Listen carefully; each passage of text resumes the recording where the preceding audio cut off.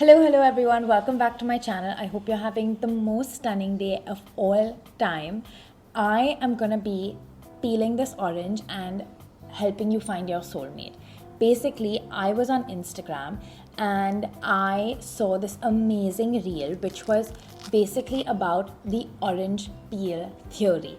And the orange peel theory is basically that if you're in a relationship and there's an orange in your house, and you're like, hey, I'm really craving an orange, but like I'm so lazy, I don't want to like peel the orange, then your partner will instinctively be like, hey, let me peel this orange for you. And it basically shows like that they are someone who will care about you and put your needs before theirs, and like doesn't mind doing the work for your pleasure. And that's a great person to end up being with, right?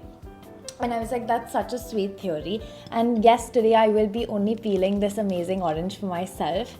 Because you know what? I am the truest love of my life, and I think I'm slowly understanding that, and that's great.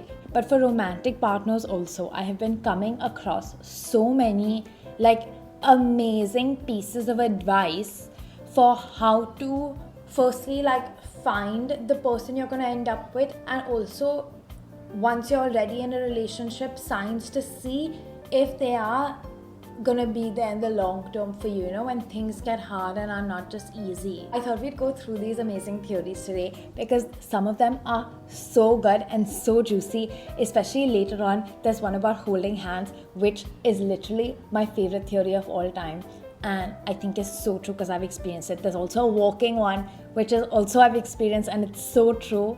So definitely make sure that you stay till the end of the video and then tell me which theories you think are the most accurate theories and which theories are not the most accurate. And also, before we get into the theories, YouTube tells me that 60% of you watching this video are not subscribed, which is crazy. Please subscribe. Please, I beg you, subscribe. I would love to hit 10k before the year ends. That would be just stunning. So please subscribe, it would mean a lot. And while you're at it, just like the video also. And please leave a comment. I love reading comments. First theory, which is actually like the most mind-blowing theory of all time, is that when you're picking a partner, or when you're saying that, okay, this is the person I want to spend the rest of my life with, you should think about that in your life, you're going to have to live through the death of like your closest friends and family, right? Especially like your parents at some point. And you have to be so sure that the partner that you choose is going to be able to like walk you through those deaths, and that you would want to be there with them when they go through these like horrifically sad moments. I think it just means that finding someone who you can just lean on and be your saddest self with, and someone who will support you throughout. A lot of these theories, I realized, like friends fulfill them. Like friends are actually like amazing loves of life, and they will also actually be there to handhold you through so many instances in your life. But I guess your romantic partner becomes your closest person and your closest family. So you want them to be helpful in that time and not like even like not there for you. You know what I mean? Then the next one I heard, which is actually also a great one. And I think if you're trying to get over like a toxic boyfriend or whatever, you should like think of these ones. One is, if your friends say that, hey, you and your partner are so similar, is that a compliment to you, or is it like a full insult? So will in that moment you accept and be so happy that you're being compared to your partner, or will you be like, no, like we're not the same like that, like of course like we have differences, like we're different people and like whatever. So just think about that. And also think about that if tomorrow you have a kid and that kid falls in love with, would you be like, I'm so happy that you're dating this person? Or would you be like, please get out of this relationship while you can, like this is gonna fuck you up? I feel like when I heard that, I was like, fuck. I also do, like I used to get really annoyed when my mom would say like, ew, who are these guys you're seeing? But I think a lot of them now in hindsight I would hate if my daughter was dating. Not hate if my daughter was dating, but I would be like, please, you can do so much better, which is literally what my mom always says to me. Also, do you like your oranges like naked like this? Because I like them naked like this. And you know what? I'm doing this for us. I'm feeling the orange for all my YouTube subscribers and me. Even though these are such small things to think of and like nothing big, I think they're great ways to actually see if you're supposed to end up with the person you're with, or a great way to find a person to spend the rest of your life with. Also, they work in the reverse, because all these like small things can either can build up to something. So they can either build up to like the greatest relationship ever and like greatest partnership ever, or they can build up to resentment or like you feeling unsupported in the relationship, which is just the worst way to feel. Like, I was once dating this guy, and I felt like whenever I would walk with this guy, he would always end up walking in front of me and never like with me by my side. And I always like thought that was so interesting, and like it always bothered me, and I never said anything about it because I was like, that's such a weird thing to bring up. But that's what I'm saying, like small things like that really add up.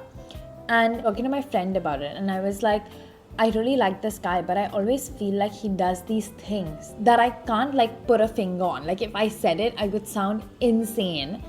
Like, oh, you don't walk next to me, or like, oh, you don't like talk to me like this, or you don't ask me how my day is. But these are all like tiny things that I obviously care about, and if he's not doing them, then that's crazy. And my friend actually told me once, she was like, it's okay that your relationship didn't work out, because she was like, we're putting in so much effort for this to just be a relationship, not putting in effort for it to grow and flourish, but just for it to like exist. You were putting in so much effort and making so many sacrifices, and that's obviously no way to live.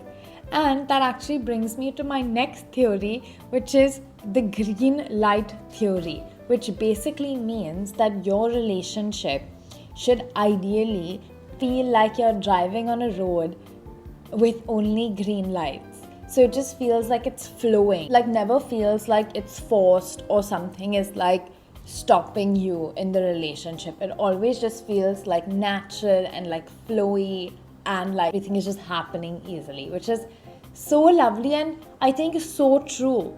In so many relationships, I think I always worry like, where is this gonna go, what is gonna happen? But I think in like other relationships, like friendships and things, I never think of it that way. I always think of it as like, oh, this is gonna work out, or this is going so well. Like and maybe I haven't experienced this in relationships, because all my relationships I feel like I'm always like overthinking. But in so many friendships, I've never like stressed about like, oh, where is this going? Some friendships are just so easy, and you meet someone and like you hang out with them and you're like, where have you been all my life? The next theory is the look back theory, which is the truest theory of all. And it's so true because, and I always think of it, and it's so Karan Johar coded, because this theory basically says that if you go and drop someone at like a gate or whatever, drop them home or drop them to the airport or wherever you drop them, and if they look back, like if they start walking towards their destination and they look back at you, that means they care about you and they want to know where you are. Another one that's really sweet, which is very similar to this one, is like, I love when people do this, friends do this, parents do this, lovers do this. When they drop you, and I think especially at nighttime and things, they wait to see if you've like fully like gone into the building and like got home safe. They don't just like drop you and leave you on the street, you know, they like make sure that you've gotten inside your destination. And I think that's really cute. The next two are kind of interconnected. One is the last bite test, which is basically if you're eating with someone and you're sharing, say like dessert, and they leave the last bite for you, that means that they're putting your feelings before theirs and they want you to enjoy the last bite of the meal over them, which is really sweet and considerate. And honestly, even strangers do this for each other, but it's, I think, a really thoughtful thing. And I think the moral of the story is that people are either thoughtful or they're not, and they will do this for anyone, but especially for you. And I think you don't even want to entertain being with a non-thoughtful person. You know what I mean? The other one is the you first theory, which is also sounding to me like a people pleaser theory, but I will let that go. It's basically when you're trying something like a food item, or like you're trying out some cool gadget, you'll always be like, you try it first, like you go first, you see how it is, you see how you enjoy it, and then I'll do it after you're done. So it's basically again like putting your needs above their own, which I think is really sweet. And then the last one, which is the hand holding theory, which is so true, is that if someone holds your hand, and this is only true for romantic relationships, because I don't know what friendship is holding hands on a regular basis, but if you hold your hand like that means that you're like lovers and you're like actually like interconnected and they actually care for you. But if they hold your hand like this, that means they just want to be friends. I'm so sorry to tell you. And that is crazy, but that is true, because so many times some people have like, some guys, I don't want to name any names and I'm not going to name any names, have held my hand like that and they've never really seemed to care for me. So these are my theories, and I think these are all just theories, but like I said, if something matters to you or you feel like it's a big thing, I think it's important for your partner to like accommodate for it and make an effort to make it happen. Now it's the end of the video and I have peeled my orange, so please have some. I peel it specially for us, me and my true love. Basically, you want to be with someone who cares about you, who puts their needs ahead of yours, who is very thoughtful and shows you that they love and care you with their actions and not just their words. And I think that is just lovely, and it's lovely to be in love, and I really hope that all of you find the loves of your life. And you know what, if I know anyone who is single that you guys like, I would love to set you up with them, but currently I don't know any single guys, but I know a lot of single girls. I mean, I know 3 single girls, so please let me know if you're interested and I'll set you up with them, because I really want that good karma. You know, I'm never gonna say no to setting someone up with one of my friends, like obviously if they're good, because I really want that good karma to come my way and for someone to set me up with a really cute guy. Thank you so much for watching. Please comment below what your favorite theory was, what you resonated with the most, or is there some other like theory or tale that you feel is like really accurate and that works in helping you find the love of your life. Please tell us in the comments below. I would love to see them. And thank you so much for watching, and I will see you soon.